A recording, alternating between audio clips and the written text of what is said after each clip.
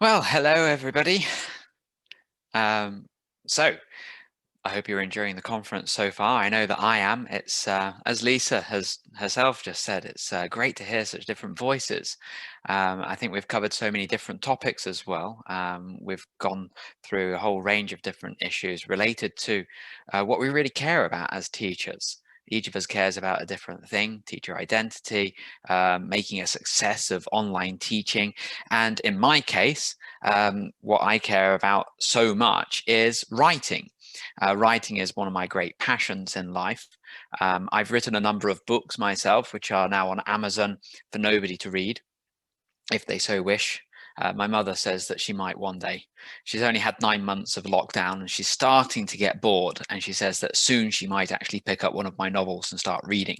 So fingers crossed for that, eh? In this session, I'm going to be talking about something that I've been doing since the summer.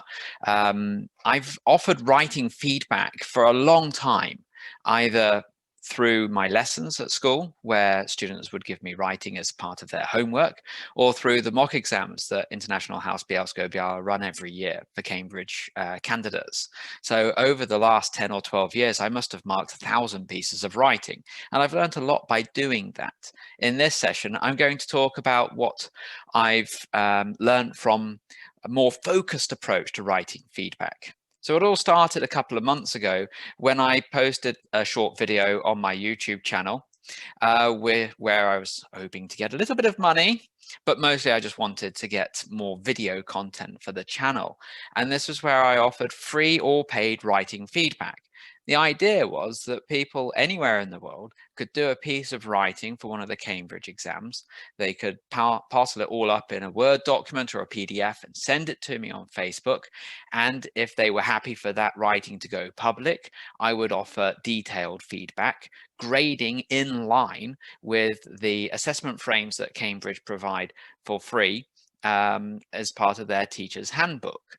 Cambridge are fantastic in terms of the amount of material and resources they make freely available for teachers who want to help their students approach the exams better.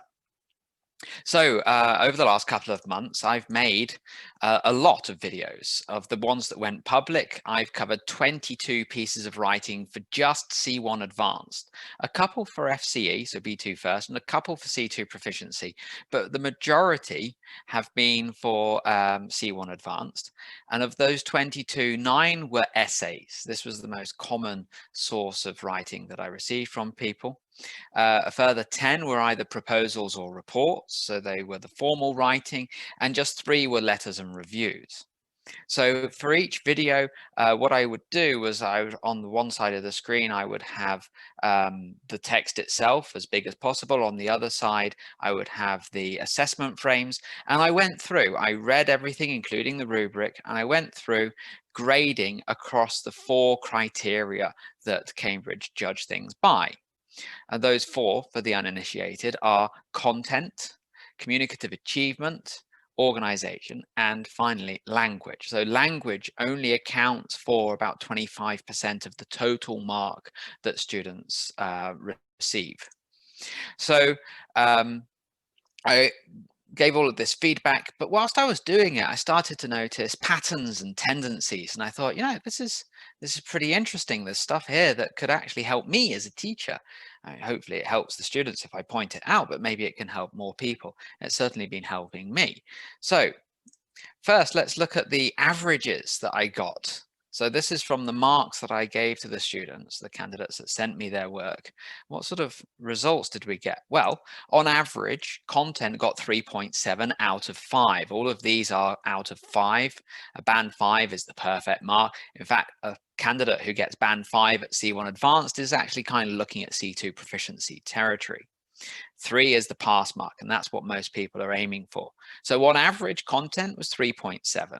Communicative achievement was 3.0 and organization 3.1. This is averaging out across those 22 pieces. And my marking is pretty good, I think. I'm quite good at assessing, but there were going to be problems along the way because I'm not a trained Cambridge assessor.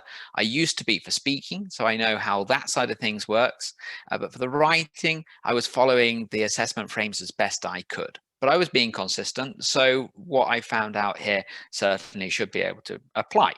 And then the last area was language. Language only got about 2.4.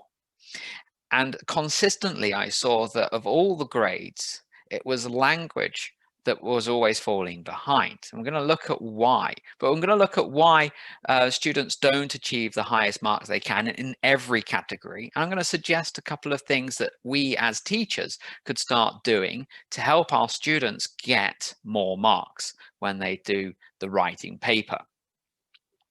So let's go straight in and look at the content then. And the content marks on average were about 3.7.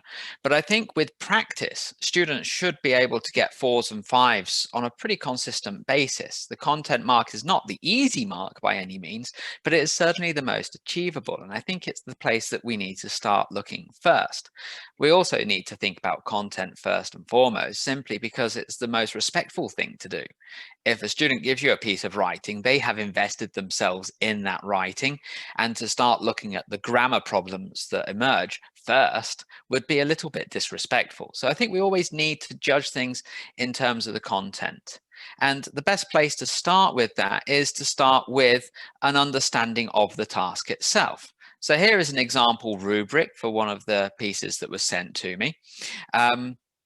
You've been helping to run a new music club at your college. Now the college principal wants to get more people involved with the club and attract new members.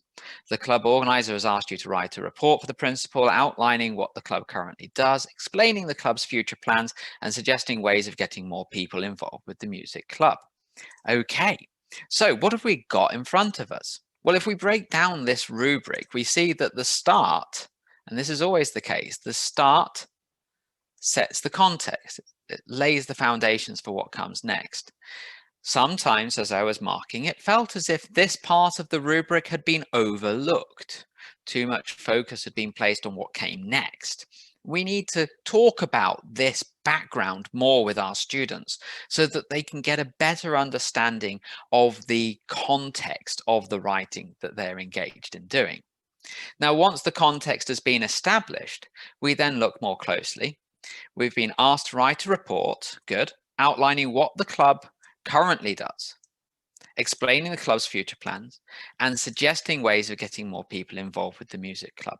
So there are 3 things that the candidate has to address. They need to talk about those 3 things in as much detail as possible for them to complete the task, essentially. And actually, if you start doing a lot of this marking, you'll find very quickly that all Cambridge exam writing tasks for B2 first, C1 advanced, and C2 proficiency require you to cover 3 content points. The only exception to that would be the C2 proficiency essay, which I'm not looking at in this presentation, but there are 4 content points there. It's an outlier. It's a little bit weird, but the others, they all require you to address those 3 content points. And it's a really good idea to get the students to focus on them, but also to look at the wider context. So that's my advice for how to build the content mark. Train your students to focus on those 3 content points and to understand the context of what they're doing. So when we move on to communicative achievement then, we find that the first problem for a lot of students was understanding the conventions of the genre. To get a higher mark in communicative achievement, you need to follow the conventions of the genre, and they are different as you move from genre to genre. This is not just the matter of a letter to your friend being informal register and a report being formal. There are other expectations as well. So for example, here we have the rubric for a report. So your company recently sent you on a training course. Your line manager wants to know if the course is suitable for other employees and has asked you to write a report. So you need to describe the course, give your opinion, and say whether you'd recommend the course or not. Okay, well, it's very easy from the way that this is outlined to see what the context is and to see what the content points are. But getting into the genre requires what we might call life experience or even world experience. And this, unfortunately, is something that a lot of students lack. A lot of the students or candidates who are going for C1 advanced are at high school age. they're approaching, in Poland, maybe they're matura, but they're 14, 15, 16, 17 years old, something like that. And it's very possible that they have never actually worked. They might not really know what a line manager is beyond being able to label the vocabulary that they see before them. So what's the solution then? How do you help a student write a report or a proposal if they don't have any experience of the working world? Well, sure, you could tell that student, skip it then. If there's a report or a proposal in part 2 of the writing paper, just skip it and do one of the others. That doesn't really work for me. In part 2 of the writing, there will be 3 options available, and I have seen cases where 2 of those options were reports and proposals. Doesn't always happen, but it could happen, which would mean that any student who's not prepared to write a report or a proposal would be left with whatever else there is, and they might not like writing it, or they might not really have an idea of how to address the rubric. So we need to do a better job of preparing our students. There are a couple of things that you can do to help your students here, and they're fun. They're fun things to do. They make your lessons leap alive, or they can do anyway. The first would be for you and your students to role play creating a company. Assign somebody the role of manager. Maybe what could the company be? Why not a book publishers? So they're a book publisher. What are the different departments that a publishing house would need? Well, they would need somebody to actually find the books and decide which ones to publish. They need an editor. They'd need somebody in marketing. Great. So you give those roles out, you assign the roles, and in some of your lessons, you role play running that company. Then when you have a writing task to practice with a report or a proposal, put it into the context of the company that you've created and that you've done.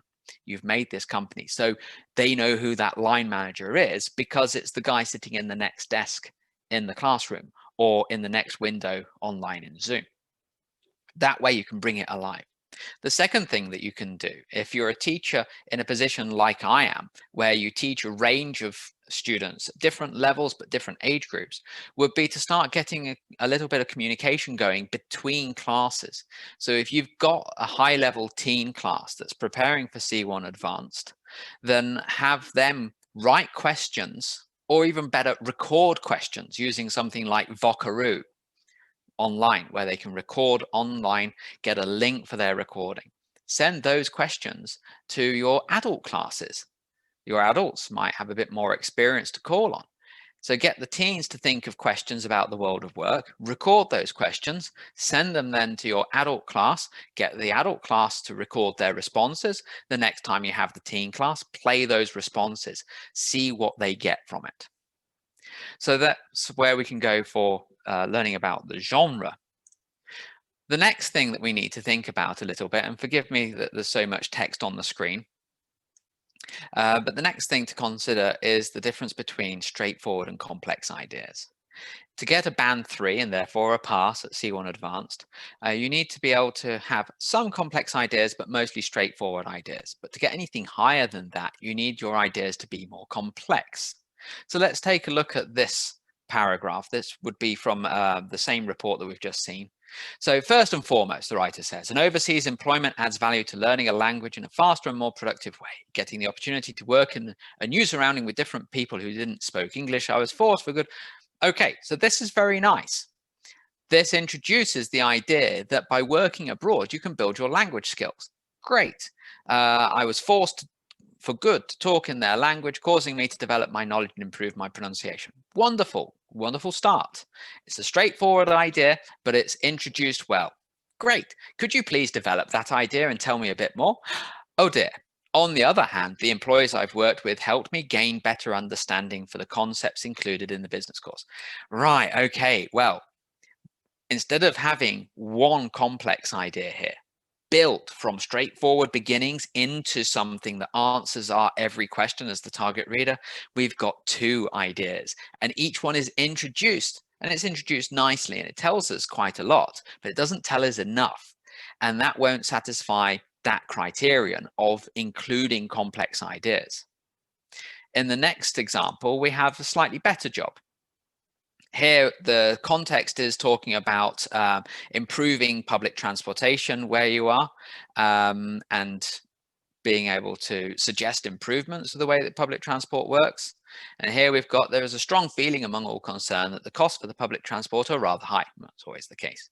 Not seldom, people using public transportation are from middle-class families with unstable financial status.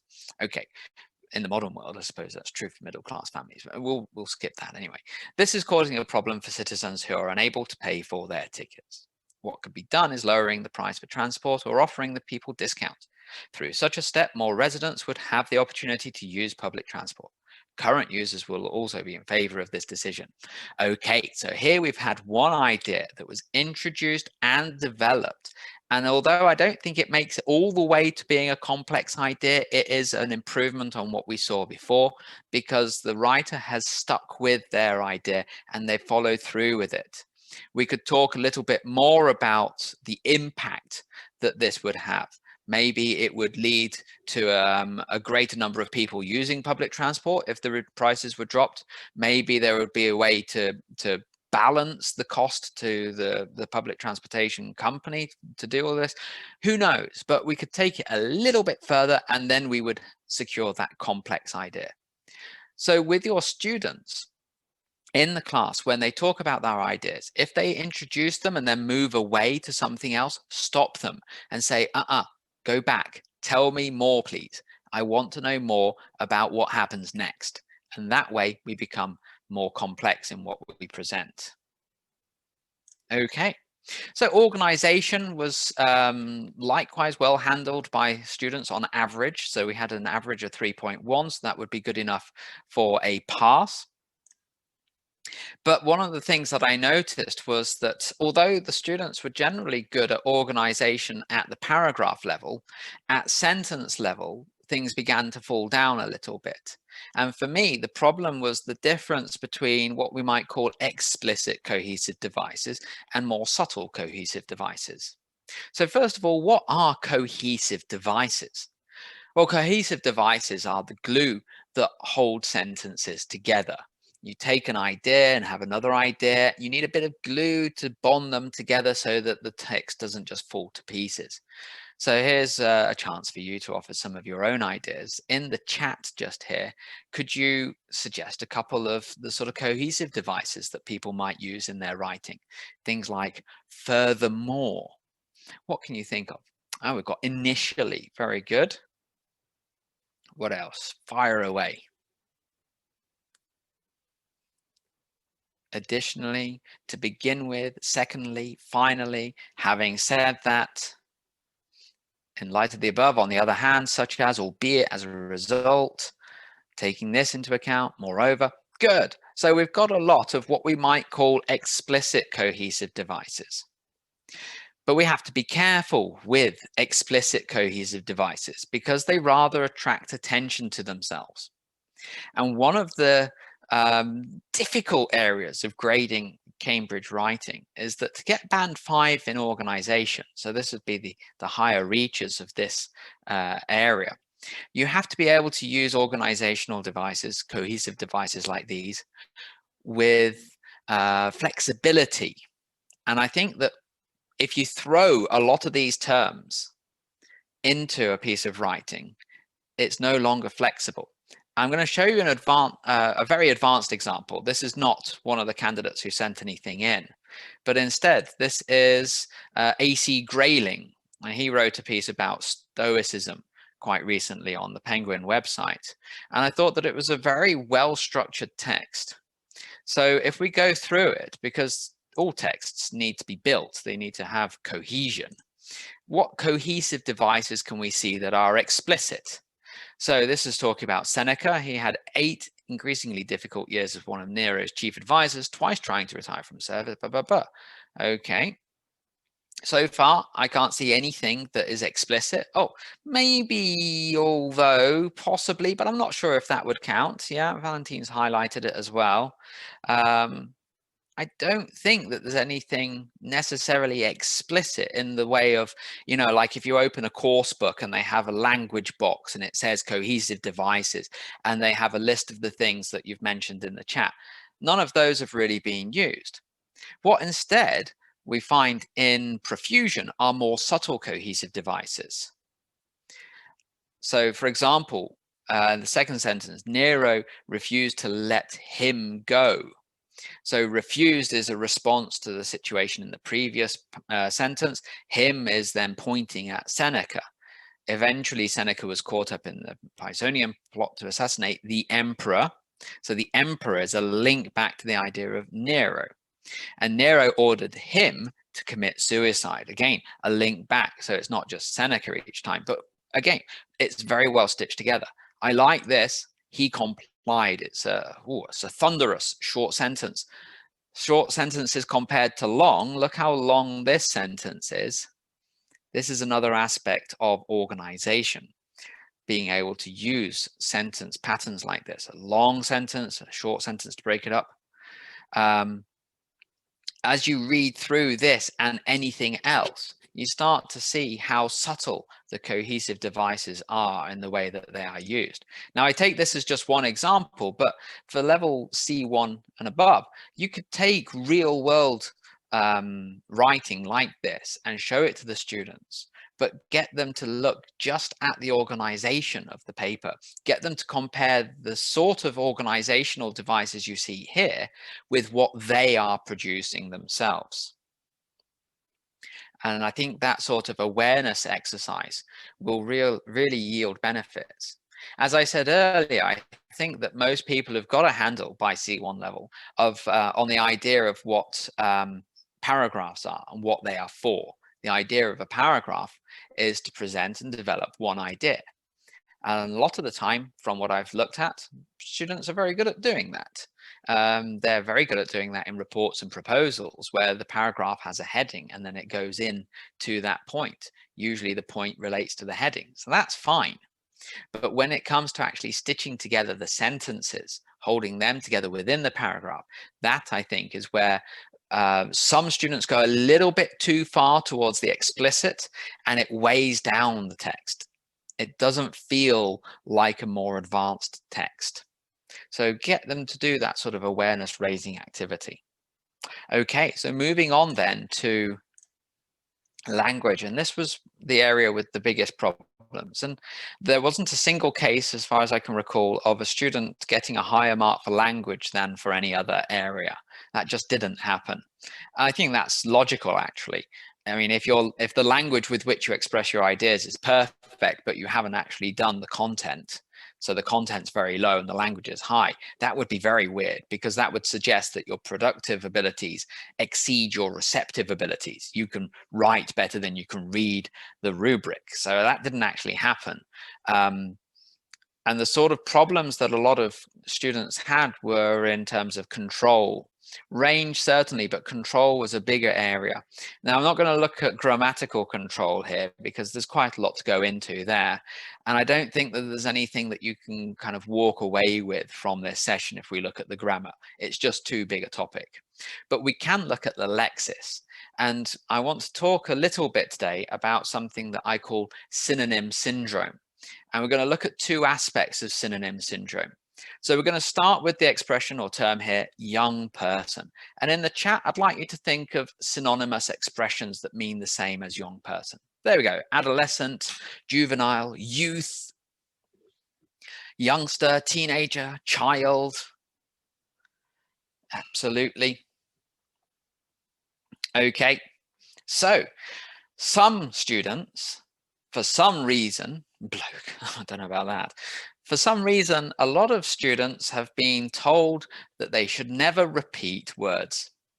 George W. Bush had that problem. His mother, Barbara, used to really criticize him if he wrote a piece and the same word appeared twice on the same page. And we all know what happened there. I mean, we might have forgotten about George W. Bush and his, what was it? Don't under,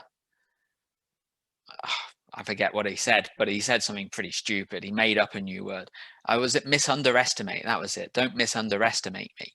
So he wanted to say something that might have been a little bit simple, but instead he said something that was nonsensical. So with young person, we've got all of these synonyms. They're not quite synonyms. Young person and child don't mean the same thing. Young person and teenager don't mean the same thing. not in every context anyway. But my point is that if you're the sort of student who is being told, don't repeat yourself, then you will see something like young person. Maybe it's in the rubric. What can young people do? Blah, blah, blah. So you want to then say, well, okay, I'm going to have to mention them 5 times. So, well, adolescents around the world are faced with this problem. What can youngsters do? Well, the youth can do this. Do you know what? That ruins your writing. It ruins the writing, because every time we meet a new noun, we have to decide for ourselves what meaning that noun conveys. And if you have something like this, then you can simply use the gain. Once the reader has determined for themselves what you mean by young person, you can repeat that expression several times in one piece of writing without detriment to that writing, because it's the right term and it's the appropriate term and it's the only one that fits in the whole context of what you're writing. So don't be afraid to let yourself repeat things, and don't worry too much if your students repeat the same expression several times, especially if in this case it's the right one. Okay. So that's maybe a cultural thing as much as anything. I've been told that in Polish schools, for instance, teachers often criticize their students for repeating the same word more than once. So that's one aspect of synonym syndrome, which is this desire to avoid repetition. But there is another quality to synonym syndrome that I want to look at very briefly, and that is this idea that synonyms exist. Do they? Do synonyms exist in English, or for that matter in any language at all? And I put before you 2 words that some would call synonymous: shy and diffident. Would you agree that they are synonymous? Do they mean the same thing? If you think they mean the same thing, just say yes in the chat. If you don't think that they do, say no.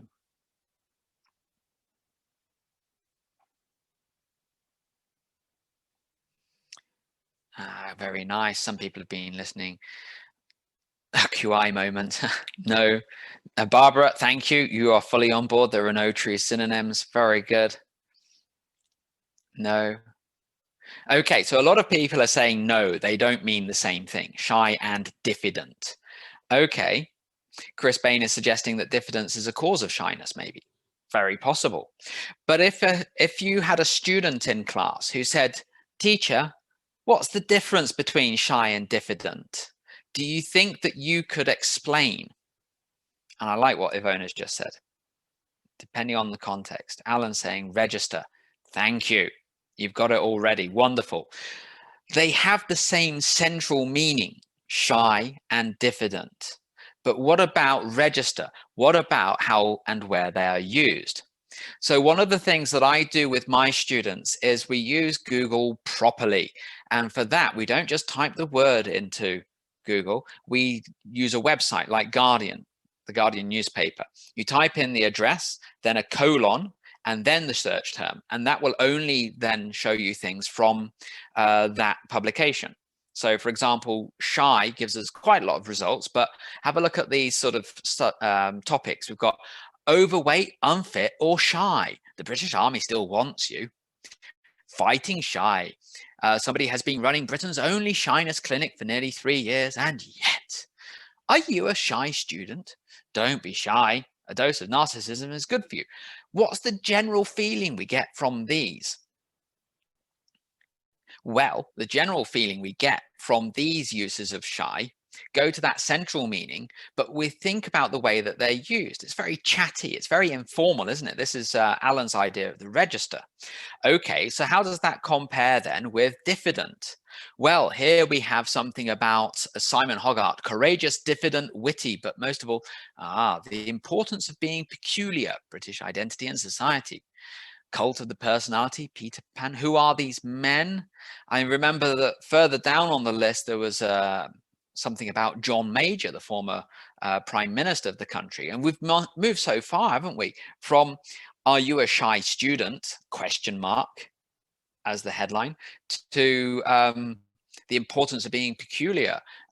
We can also leave aside the idea that many Englishmen are diffident to blah, blah, blah, blah. It's a completely different register and a different tone of voice. The central meaning is still captured, but the context is different. So it depends, as Ivona said, on context. It depends, as Alan said, on register. So when students use a synonym that they found in a dictionary or thesaurus, and it doesn't seem right, it's because the right word goes in the right place. And with the so-called sophisticated or advanced language that many students wish to use, they often go for the wrong word in the right place. So that's the problem. So what do we do as teachers? Well, to harken back to something that Lisa Phillips talked about in her session earlier today, I think it's important for teachers to slow the pace down, to start looking in more detail at the language that we introduce them to. Instead of giving them the dictionary definition, which will give them the core meaning, we need to look for more examples in authentic use. And by doing that, we can start to see when you would say diffident and when you would say shy. If you were at a party with your friends and somebody said, oh, go and say hello, you wouldn't say, oh, I am far too diffident. You wouldn't say that at a party. You'd say, no, I'm too shy. So the right word in the right place is very, very important. And if we look at the assessment frames for the writing, we see that to get a good mark, then you need to use less common lexis like diffident appropriately. So slow things down. When you see two words that look like they're synonymous, try and get the central meaning with your students, and then look at the situation as it applies to each of those words. It can be slow, but it can definitely be very rewarding, especially in the long term. Okay, so Ivona's celebrating. That brings me to the end of my talk and a very brief little bit of self-promotion. If anybody is interested in developing their skills in teaching for exams, like with the writing, and you want to know more about how to assess students' writing, I would like to direct your attention to my website, closelyobserved.com. One of the books that I wrote about a year ago is the Closely Observed Book of Exam Preparation. It covers B2, C1 and C2. It's about that thick. You can get a paper copy printed by Amazon, or you can get the PDF version for just €5 through my website. It's a lot of work that went into it, and I still refer to it quite often, actually, because I have a terrible memory. So I often look back through it to see what the real difference is between straightforward and complex ideas. So there we go. That is my presentation. I've gone 2 minutes over. Forgive me for that. But thank you all very, very much.